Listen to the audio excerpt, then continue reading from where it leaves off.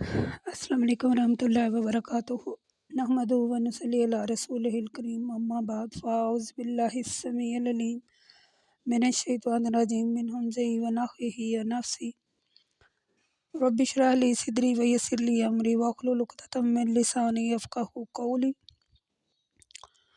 Rabbi ज़िदनी इल्मा rabbi ज़िदनी इल्मा rabbi ज़िदनी इल्मा। आज सूरत हम पढ़ेंगे हक़्क़ा। इसमें हम क़यामत के बारे में पढ़ेंगे। जैसे कि आपको हक़्क़ा से ही पता चल गया होगा कि हक़्क़ा क्या है। इसमें हम क़यामत के बारे में ज़्यादा पढ़ेंगे। थोड़ा बहुत ज़िक्र बीच में फ़िरौन का भी है, लेकिन क़यामत के ही बारे में हम इसमें ज़्यादा पढ़ेंगे। सूरत हक़्क़ा। बिस्मिल्लाहिर्रहमानिर्रहीम। अल हक़्क़ातुल मल हक़्क़ात वमा अदरका मल हक़्क़ात। अब ये जो आयात हैं अल हक़्क़ातुल हक़्क़ा, जैसे वो है ना अल क़ारिया, यानी इसमें अगली आयत नंबर 4 जो कज़्ज़बत समूदु व आदु बिल क़ारिया, या वो सूरत है ना आगे अल क़ारिया तुमल क़ारिया व मा अदराका मल क़ारिया है। इस तरह ये है अल हक़्क़ातुल मल हक़्क़ा व मा अदराका मल हक़्क़ा। इसी तरह जैसे वो है ना क़ारिया, उन्होंने भी झुठलाया, और ये अल हक़्क़ातुल हक़्क़ा यानी कि अल्लाह तबारक व तआला कहते हैं जैसे वो आयतें हैं वैसे ही ये है ना। तो अल्लाह कहते हैं क़यामत, अल हक़्क़ातुल क़यामत। क्या है क़यामत? ए रसूल सल्लल्लाहु अलैहि वसल्लम, आपको क्या मालूम है कि क्या है क़यामत? ये लोग क़यामत को झुठला रहे हैं तो क्या हुआ? इनसे पहले समूद और आद ने भी इस खड़खड़ाने वाली क़यामत को झुठलाया था। है ना अल क़ारिया तुमल क़ारिया व मा अदराका मल क़ारिया, खड़खड़ाने, यानी क़ारिया मतलब खड़खड़ाने वाली। यहाँ अल हक़्क़ातुल हक़्क़ा व मा अदराका मल हक़्क़ा यानी क़यामत। क़यामत क्या है? और या रसूल आपको क्या मालूम कि क़यामत क्या है? ये लोग क़यामत को झुठला रहे हैं तो क्या हुआ? इनसे पहले जो कौमें थी समूद और आद की, उन्होंने भी इस खड़खड़ाने वाली को झुठलाया। तो समूद को तो बिजली की कड़क से हलाक कर दिया गया और आद को इंतहाई तेज़ आंधी से हलाक किया गया। अल्लाह ने इस आंधी को 7 मनहूस रातें और 8 मनहूस दिन इन पर मुसख्खर कर दिया था। मुसख्खर कर दिया था। अगर अजाब के बाद इन लोगों को देखते हैं तो ये देखते हैं कि इसी तरह ज़मीन में पड़े हुए हैं कि गोया वह खजूर के गिरे हुए तने। तो क्या आप इनमें से किसी को बाकी बचा हुआ पाते हैं?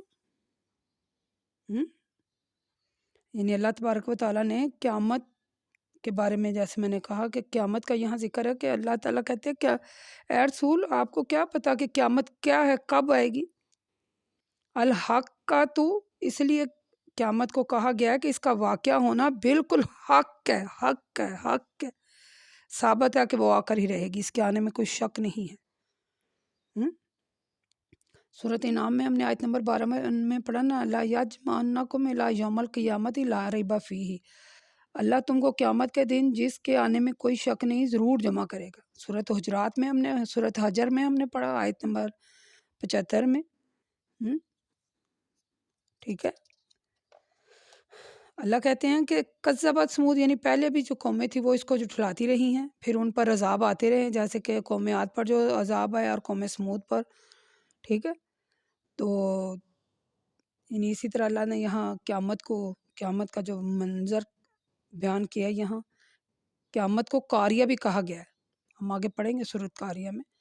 तो अल्लाह ताला ने ये जो आद और समूद पर अज़ाब नाज़िल किया था ना, 7 रातें और 8 दिन आंधी तेज़ चलती रही थी, मनहूस आंधी है। तो जिसने इतनी तेज़ आंधी थी कि इसने उन्हें तबाह बर्बाद कर दिया था हर चीज़ को, सिर्फ उनकी बदअमालियों की वजह से कि उन्होंने झुठलाया। ये जो बदअमालियाँ हैं ये नहूसत का सबब होती हैं, और नहूसत जो है अज़ाब इलाही का सबब होती है, और अज़ाब इलाही अल्लाह ताला की मशीयत के मुताबिक आता है। इसलिए ये कहना बिल्कुल वजह है कि नहूसत के नताइज अल्लाह ताला के कब्ज़े में। ठीक है। इसमें एक वो सही बुखारी की हदीस है ना, अल्लाह के रसूल सल्लल्लाहु अलैहि वसल्लम फरमाते हैं, अगर नहूसत किसी चीज़ में होती तो घर, औरत और घोड़े में होती। سمجھ آ گئی؟ گھر عورت اور گھوڑے میں ہوتی، آپ کو سمجھ آئیے گھر گھوڑا عورت کیوں کہا گیا؟ عورت جو ماہانہ ایام میں گندی رہتی ہے، اور بعض عورتیں، میں یہاں آپ کو کھول کر بیان کر دیتی ہوں یہ باتیں، گھر گھوڑا، یہ جو عورت ہے یہ ماہانہ ایام میں بھی گندی ناپاک ہی رہتی ہے، اور ماہانہ ایام کے بعد بھی عورتیں جو ہیں ان میں اکثر یعنی جو جماع کیا ہوا ہوتا ہے وہ عورتیں، وہ بھی ایسے چلی پھرتی رہتی ہیں، تو وہ نصت یہ گندی عورتیں، اور کیا ہے ماہانہ ایام میں عورتیں وہ گزر جاتے ہیں کتنے دن نہاتی نہیں ہیں، ایسے ہی کھانا کھاتی ایسے ہی رہتی ہیں گھروں میں، وہ نحوست نہیں تو کیا ہے؟ اور پھر بعض عورتیں خود بھی گندی رہتی ہیں اور گھروں کو بھی گندا رکھتی ہیں، گندے گھر گندے واش روم نحوست نہیں تو کیا ہے؟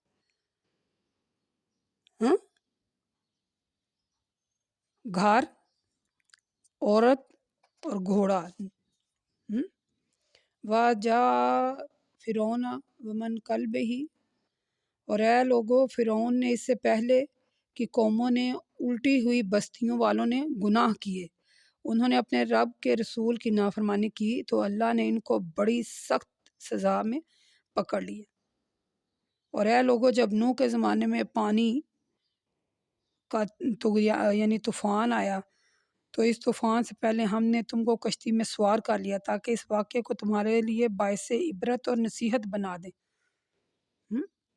اور یاد رکھنے والوں کے کان اس واقعے کے حالات سن کر اسے یاد رکھیں تاکہ نصیحت حاصل کریں۔ قوم سمود اور قوم عاد کی ہلاکت اور تباہی کا ذکر ہم نے پیچھے پڑھا، یہاں اللہ تعالیٰ نے مزید قوموں کا ذکر، یعنی یہاں مزید قوموں کا ذکر سنایا جنہوں نے اللہ اور اس کے رسولوں کو جھٹلایا، ٹھیک ہے، اور جو رسولوں کی نافرمانی کرتے رہے ہیں ان کو سخت سزا نے پکڑا۔ حضرت نوح علیہ السلام کی جو قوم تھی، اب آپ کو یقیناً یاد ہو گئے انہیں کہ کون کون سی قوم پر کون کون سے عذاب آئے تھے اور کتنے کتنے دن رہے تھے۔ حضرت نوح علیہ السلام کی جو قوم تھی اس پر پانی کا یعنی کہ عذاب آیا تھا، طوفان آیا تھا پانی کا، ہر طرف پانی پانی ہو گیا تھا، اور اسلام قبول نہ کرنے والے لوگوں کو پانی میں غرق کر دیا گیا تھا، ٹھیک ہے، اور فرعون جو اور حضرت نوح علیہ السلام اور جو لوگ ان کے ایمان لے کے آئے تھے، ٹھیک ہے، تو انہیں اللہ تعالیٰ نے کشتی میں سوار کر کے بچا لیا اور باقی سب کو باعث عبرت بنا دیا۔ اور فرعون اور اس کی قوم کے لوگ بھی ایمان نہیں تھے لائے تو اللہ تعالیٰ نے انہیں بھی غرق کیا تھا پانی میں۔ فرعون سے پہلے بھی بڑی ساری قومیں ایمان نہ لانے کی وجہ سے تباہی اور بربادی کا سبب ہوئی ہیں۔ حضرت لوط علیہ السلام کی بستی کو لٹا دیا تھا اللہ تعالیٰ نے، یہاں وہ ذکر ہے، یہ ہم نے بار بار پیچھے ذکر کافی زیادہ دفعہ پڑھے۔ فَإِذَا نُفِخَ فِي الصُّورِ نَفْخَةٌ وَاحِدَةٌ وَحُمِلَتِ الْأَرْضُ وَالْجِبَالُ قَدْ یہ آیتیں دیکھیں، پھر جب سور میں پھونک مار دی جائے گی، ایک فرشتہ ہے جو سور لے کر یعنی کھڑا ہے، اس میں بس پھونک مارنے کی دیر اور قیامت آ جائے گی، اللہ کے حکم کا انتظار کر رہا ہے، بالکل ٹینشن کھڑا ہے۔ جب سور میں پھونک مار دی جائے گی اور زمین کو اور پہاڑوں کو اٹھا لیا جائے گا اور ایک ہی بار میں توڑ پھوڑ کر برابر کر دیا جائے گا۔ وَحُمِلَتِ الْأَرْضُ وَالْجِبَالُ، ٹھیک ہے، زمین اور پہاڑ کو اٹھا لیا جائے گا اور ایک ہی بار میں توڑ پھوڑ کر برابر کر دیا جائے گا، تو اس دن قیامت واقع ہوگی۔ فَيَوْمَئِذٍ واقعات الواقعہ، یہ آیت ہم نے پیچھے پڑھی سورۃ واقعہ میں، آسمان پھٹ جائے گا اور اس دن بہت ہی کمزور ہوگا، آسمان پھٹ جائے گا، یعنی اللہ کہتا ہے تو اس دن قیامت واقع ہو جائے گی۔ فَيَوْمَئِذٍ واقعات الواقعہ کے واقعہ ہونے والی واقعہ ہو جائے گی۔ ون شقات السماء فَهِيَ يَوْمَئِذٍ واہی،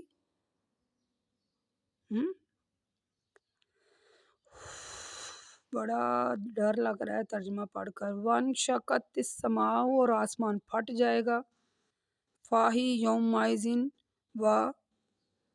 واہیۃ، اور اس دن وہ بہت کمزور ہوگا، والملک علی ارجائہا، اس کے کناروں پر فرشتے ہوں گے، وَيَحْمِلُ الْعَرْشَ رَبِّكَ فَاقِهِمْ يَوْمَئِذٍ ثَمَانِيَةٌ، اور اے رسول اس دن آپ کے رب کے تحت کو ثمانیہ 8 فرشتے اپنے اوپر اٹھائے ہوں گے، اور اس دن تم اللہ کے سامنے پیش کیے جاؤ گے، اور تمہاری کوئی بات نہ اللہ سے پوشیدہ ہے اور نہ اس دن پوشیدہ ہوگی۔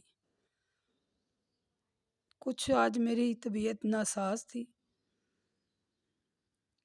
لیکن چونکہ ہمارا قرآن الحمدللہ ہم نے اسے ترجمے اور تفسیر کے ساتھ مکمل پڑھے ہیں، باقی میرا حالے 1-1.5 سپارہ ہی رہ گیا ہے، تو اس لیے میں کہہ رہی تھی چلو مکمل ہوتا جائے۔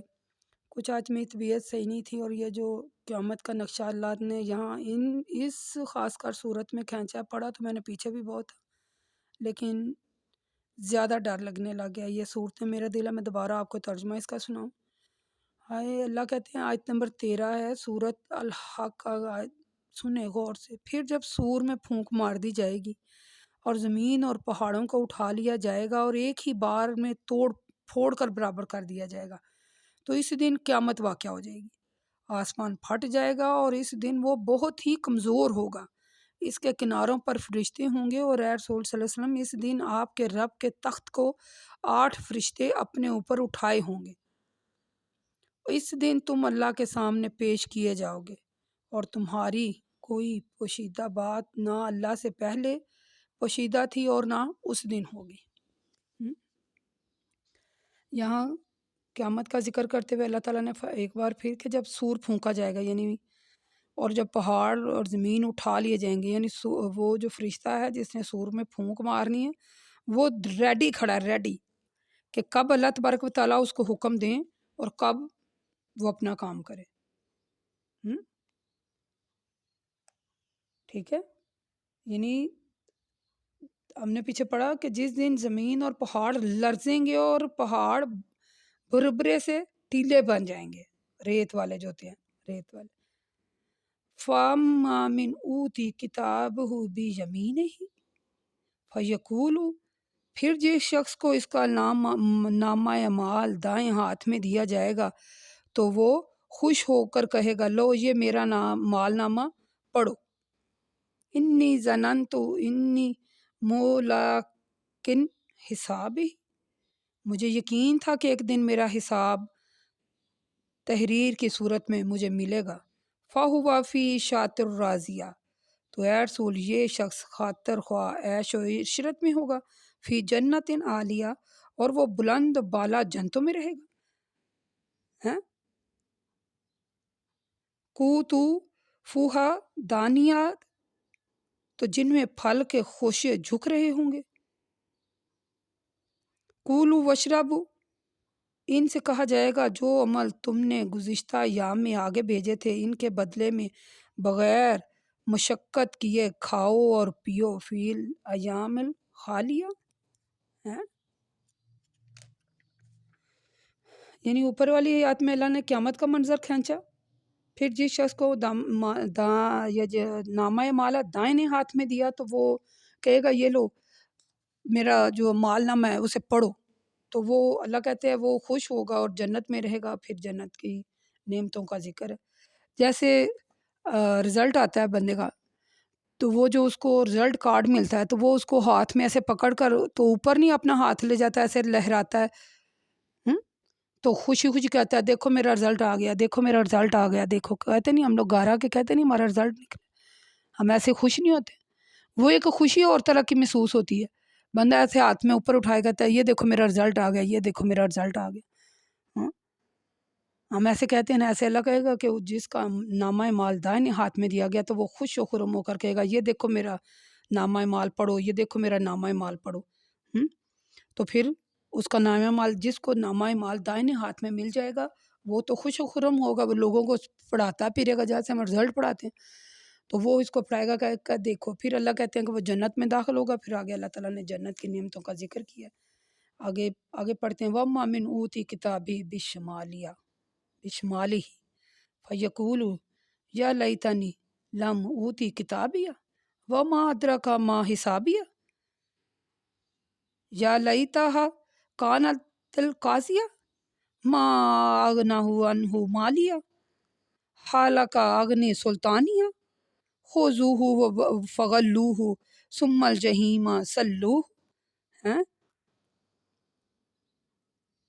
ہیں دیکھے ڈر لگ رہا ہے نا پڑھ کر. وما اوتی کتاب ہی بشمال ہی، اور جس شخص کو اس کا نامہ مال بائیں ہاتھ میں دیا جائے گا وہ کہے گا ہائے ہائے، یعنی یہ جو ہائے ہو اندر سے نکلتی ہے نا، ہائے یعنی جو بندہ فیل ہو جاتا ہے وہ کہتے ہیں. ذرا اپنا امیجن کریں اس بات کو، اس کیفیت میں ذرا کہوں کہ جب ہمارا وہ جو کیا اسے کہتے ہیں، جب ہمارے پاس ہونے کے ہمیں وہ کارڈ مل جاتا ہے، رزلٹ کارڈ جو ہوتا ہے، ہم اسے لے کے کیسے خوشی سے گھومتے ہیں. ہمارے چہرے پر ایک اور طرح کی خوشی ہوتی ہے، ہمارا دل ایک اور طرح کی مسرت محسوس کرتا ہے. تو پھر جب بندہ فیل ہو جاتا ہے وہ دل سے اس کے ہوگ نکلتی نا، ہائے ایسے، وہ کہے گا ہائے کاش میرا مال نامہ مجھے نہ دیا جاتا اور نہ میں یہ جانتا کہ میرا حساب کیا ہے. اے کاش موت نے میرا کام تمام کر دیا ہوتا. آج میرا مال میرے کچھ کام نہیں آیا، میری قوت میرے پاس سے جاتی رہی. وہ یہ باتیں کہہ ہی رہا ہوگا. اللہ حکم دے گا اسے پکڑ لو اور اس کے گلے میں توق پہنا دو، پھر اس کو دوزخ میں ڈالو. پھر ایک زنجیر سے جس کی لمبائی 70 ہاتھ ہے اس کو جکڑ دو. یہ عظمت والے اللہ پر ایمان نہیں تھے رکھتے اور یہ مسکین کو کھلانے کی ترغیب نہیں تھا دیتا. ولا یحض علی طعام المسکین فلیس لہ اليوم ہاہنا حمیم ولا طعام الا من غسالین. ولا یحوز علی طعام المسکین، مسکین کو کھانا کھانے کی ترغیب نہیں دیتا. فلیس لہ اليوم ہاہنا الحمیم، تو آج اس کا یہاں نہ کوئی دوست ہوگا. ولا طعام الا من غسلین، اور نہ اس کے لیے یہاں کوئی کھانا ہے سوائے دھوئیں کے. لا یاکلوہ، جس کو گناہ گاروں کے علاوہ کوئی نہیں کھائے گا. الا الخاطئون. لفظ بھی دیکھیں، لفظوں کو بھی پڑھ کر ایسے دل میں کھینچ پڑ رہی ہے اور ترجمے کو بھی پڑھ کر ایسے رونگٹے کھڑے ہو رہے ہیں. وہ کہے گا ہائے میرا مال نامہ نہ مجھے بائیں ہاتھ میں دیا جاتا، کاش میرا حساب نہ ہوتا، کاش مجھے موت نے میرا کام تمام کر دیا ہوتا. پھر اللہ ابھی وہ باتیں کر ہی رہا ہوگا تو اللہ حکم دے گا پکڑ لو، اس کے گلے میں توق ڈالو اور 70 گز لمبی زنجیر سے اسے جگڑا جائے گا. جو لوگ اللہ پر ایمان نہیں تھے رکھتے، یہ مسکین کو کھانا کھلانے کی ترغیب نہیں دیتا. اللہ کہے گا آج اس کا یہاں کوئی دوست نہیں ہے نہ، اور اسے دھوئیں کے سوا، ہم نے پڑھا نا جہنم میں کہ کیا کچھ ملے گا. اللہ کہتے اسے وہاں دھوئیں کے سوا کچھ بھی نہیں ہوگا، چلو ڈال آؤ اسے دوزخ میں. پہلے اللہ تعالیٰ نے نامہ اکرام کا ذکر کیا جن کے نامہ مال دائیں ہاتھ میں تھے. ان آیات میں اللہ تعالیٰ نے جن کے نامہ مال بائیں ہاتھ میں ہیں ان کے بارے میں اللہ تعالیٰ نے بتایا کہ وہ قیامت کے دن ایسا کہیں گے کہ جن کے بائیں ہاتھ میں نامہ مال بائیں ہاتھ میں گا، وہ کہے گا ہائے کاش، ہائے یعنی اس کے دل سے آپ یقین کریے جو ہائے ہے نا یہ ایسے اندر سے اٹھ رہی ہے کہ ہائے کاش مجھے میرا مال نامہ مجھے نہ دیا جاتا، اور کاش میرا حساب ہی نہ ہوتا اور موت نے میرا کام تمام کر دیا ہوتا. ٹھیک ہے. وہ کہے گا حالہ کا آگنی سلطانیہ، میری قوت میرے پاس سے جاتی رہی، میرا ماں آگنان ہوں مالیا، میرا مال ہی مجھ سے چلا گیا. ماں آگنا ان ہوں مالیا، کہ میرا آج کچھ مال دولت میرے کچھ کام نہیں آئی. حالی کا آگنی سلطانیہ، کہ میری قوت یعنی وہ بڑا ایسے بنا پھرتا ہے بندہ، اس میں جوانی ہوتی ہے نا، قوت ہوتی ہے، زور ہوتا ہے، تو اس میں طاقت والا ہوتا ہے. کہتا ہے ہائے میری قوت مجھ سے میرے کام نہ آئی. وہ یہ اللہ کہتے ہیں پھر وہ ابھی یہ باتیں کر ہی رہا ہوگا تو اس کے گلے میں توق ڈال دیا جائے گا اور اسے دوزخ میں ڈال دیا جائے گا. فلا اقسم بما تبصرون وما لا تبصرون انہ لقول الرسول کریم وما هو بقول شاعر القلیل ما تؤمنون ولا بقول کاہن قلیلا ما تذکرون تنزیل من رب العالمین ولا تقول علینا بعض الاقاویلین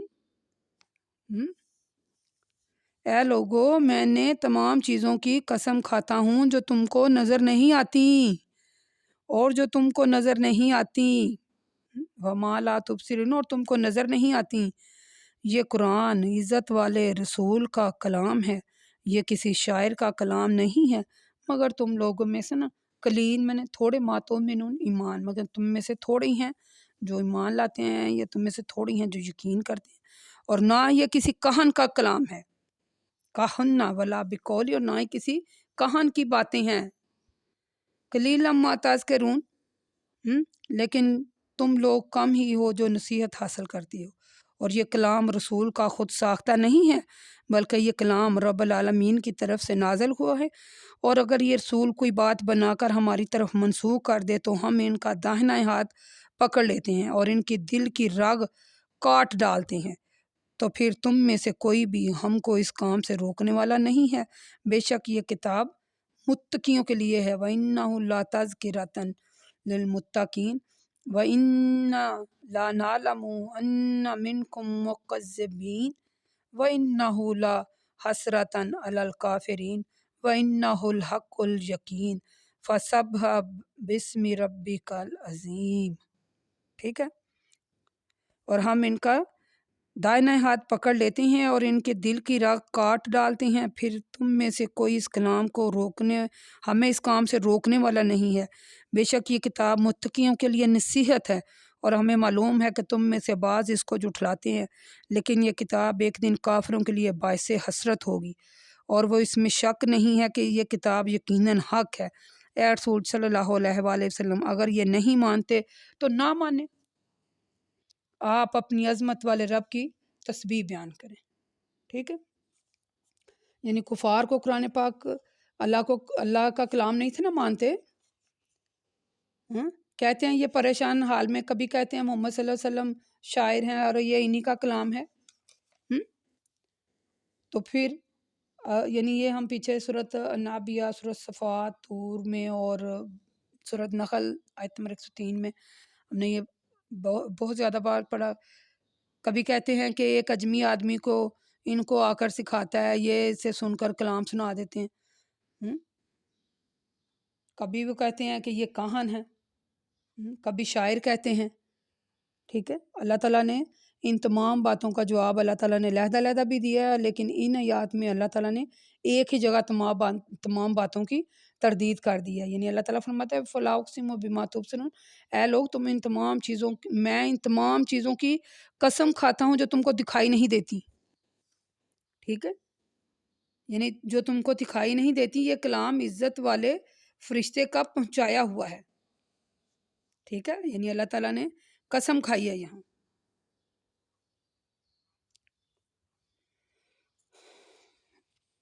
اس کے بارے میں ہم نے سورہ بقرہ آیت نمبر 97 میں بھی پڑھا، سورۃ نحل آیت نمبر 106 میں، سورۃ شعراء میں بھی پڑھا آیت نمبر 192 سے 195 تک پتہ یہی آیات تھیں اس میں.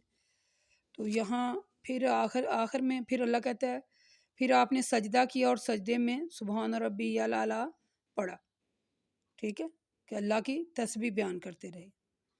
قرآن پاک اللہ کا کلام ہے، اس پر ایمان لائے. ایسا نہ ہو کہ قیامت کے دن آپ کو اس پر ایمان نہ لانے کی وجہ سے حسرت اور ندامت ہو. ٹھیک ہے، اور آخر میں اپنے رب کی یعنی اپنے عظمت والے رب کی تسبیح پڑھا کیجیے. یہاں یہ صورت ہماری الحق کا مکمل ہو گئی. اللہ تعالیٰ سے دعا ہے یا اللہ میں سمجھ کر پڑھنے کی توفیق عطا فرما. وقول قولی ھذا استغفر اللہ استغفر اللہ استغفر